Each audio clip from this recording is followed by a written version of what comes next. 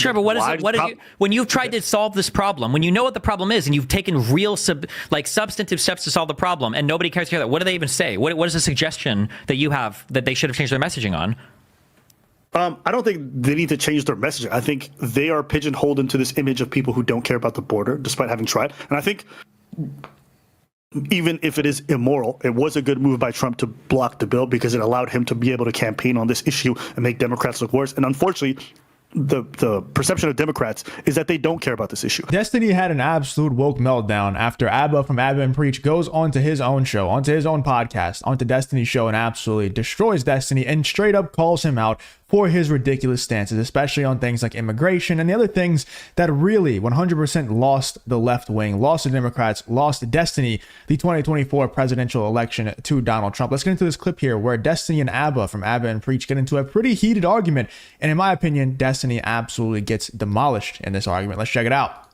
The thing I was gonna say to you is saying, you keep repeating the fact that people don't care about the border. And the reason they don't care about the border is that when Democrats passed or tried to pass that bill, Republicans killed it and nobody was really mad at him for it. Sure. But my point is that fact is irrelevant to the general population because, again, the facts don't really reach them. They don't really believe your fact.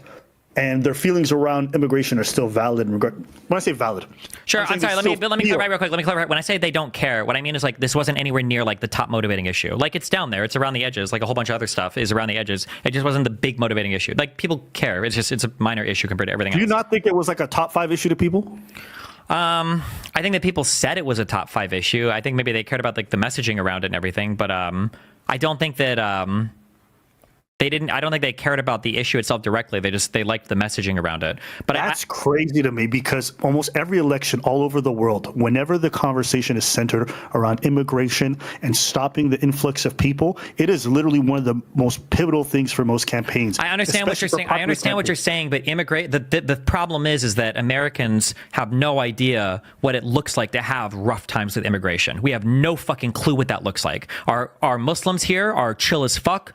Even our illegal immigrants work here. Like our immigration here is crazy. We integrate people like insanity into this economy. In Europe, in Sweden, you get people shipping in boxes of grenades because they live there for 2 years and they're not even allowed to get a fucking job. And the welfare states are insanely high in a lot of these European states. You don't become the world superpower. You don't become the best country, the most sought after to live in country in the world by comparing yourself to people who are beneath you. You don't become an MLB player by comparing yourself to the other players at your high school or your middle school whenever you're growing up. You just work to be the absolute best and patch the holes where they exist. If every single average American can look at the border situation and realize there's a massive case of incompetence going on with the southern border, should we sit back and say, yeah, like we could solve our border problem probably pretty easily just by putting a competent human being there? Like I could probably go solve the border problem myself, or any normal random human could go solve it if they actually wanted to and weren't trying to bus in immigrants to vote Democrat. Regardless, should we go try and do that, or should we go look at Europe where they're beneath us, but look at their border problems over there are way worse than ours, so maybe we should just ignore our border problem. That's really stupid. You think anybody would make it to the top if they just compared themselves to who else they were around? Or should they just compare? It sounds like I'm giving a motivational speech right now, but like you should really compare yourself to who you were yesterday. Same thing goes for America, the country. If you actually want to be the best country in the world, you don't compare yourself to the people who are beneath you.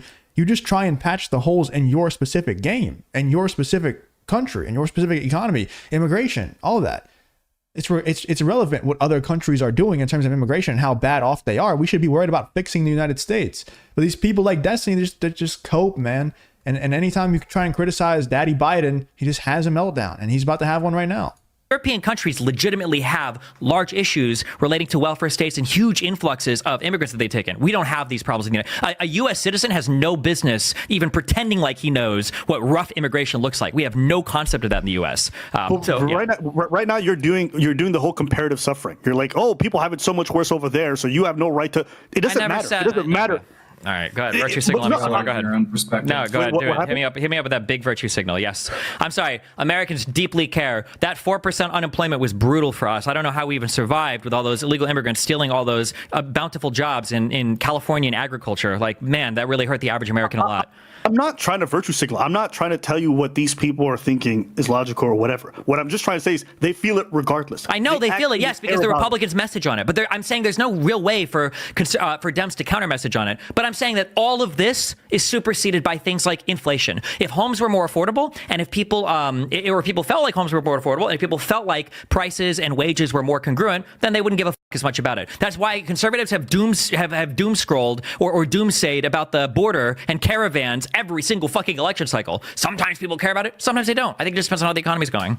Like all the same bad messaging around immigration was there for fucking COVID, and before that, all the same caravans and the same crazy fighting age males were coming, but they didn't seem to care as much about it then. So I just think these are like secondary or tertiary. Okay, I would agree they're secondary. You're right. If the economy is good, I don't think they're going to be concerned about these issues. But because things are not good, it becomes not a primary issue. It becomes. If you enjoy content like this, then make sure to leave a like and subscribe to the channel. It really does help me out a ton. Let's get back to the video. Almost 2 or 3 on the list. It really does, because they're looking for justifications for why their lives are not good. Yeah, okay? I agree. And you could talk about the economy, you could talk about tariffs, but all these concepts are irrelevant to the average voter. The average person will never understand tariffs. They will never understand what these things imply. They want somebody to blame. It's impossible for them in their heads to understand the concept of tariffs or how that works. So instead, if you tell them it's the people trying to come around their border, it's the people trying to steal their jobs, it's the people trying to rape their women, and you give them stories about that. I don't disagree with this. I don't know. Yeah, I don't disagree with this. I don't know what you want me to say about this. Yeah. No, but my whole point is you're making it sound like it's not a major issue to them, but in their head they've convinced themselves it is. The reason why I'm saying it's not a major issue, you were, I don't even know if we disagree on this. You said that people are looking for somebody to blame, which definitionally makes it a secondary issue, because there's a problem that they feel like they have that they're looking for somebody to blame that problem on. If the problem isn't there, then they don't blame the immigrants. That's my feeling. So, like, if people felt like the economy was doing better, if inflation wasn't as big a deal as it was, then people wouldn't give as much a fuck about the immigrant thing. But when that stuff starts looking bad, well, now all of a sudden it's like, oh, the immigrants are taking our houses and our jobs and our welfare, and that's why. So that's what they point to, I think. Okay. Do you feel like, since it wasn't a real issue, the Democrats were a bit virtue signaling by trying to appeal to the center of the right with their immigration talk? When they were talking about the border, they were trying to pretend to be tough on it as well. They were pretending it was a serious problem. That's what they were talking. Were they trying to meet those voters where they were at? No, I think that Democrats do the opposite of virtue signal. I think Democrats fuck signal themselves. Democrats have been incredibly, like Piers likes to bring it up every time. Obama was hated by a lot of Latinos for his positions on deportations and his position on the border. But Republicans have still diluted. Did this dude really just say that the Democrats do the opposite of virtue signal? Like, come on, dude. If you try and criticize people coming through the border and you call them illegal aliens or illegal immigrants, they don't even allow you to call them those things anymore. There's a new word for it. I forgot what the new word is, because it's just irrelevant. Like, who really gives a shit what they want you to call these people? Just call them exactly what they are. But you can't even, the way that they virtue signal is they pearl clutch and they're like, oh, I can't believe you just called someone an illegal immigrant. You can't call them that. Or the whole, you can't call short people midgets anymore. You got to call them, I don't even know what you're supposed to call them anymore. They virtue signal constantly, man. All they do is pearl clutch, and it's always about identity politics, always. So it's saying that Democrats never virtue signal.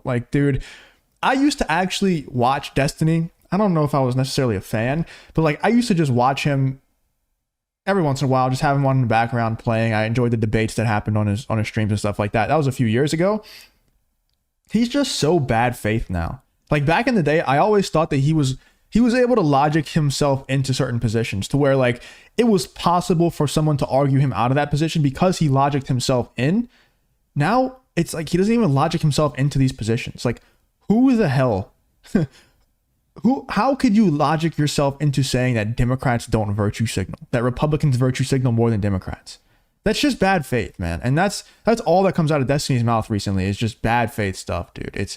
He's completely lost. He's completely gone. Themselves into thinking that Trump came into office to crack down on immigration after Obama. That's just not true. This is delusional, non-factual stuff.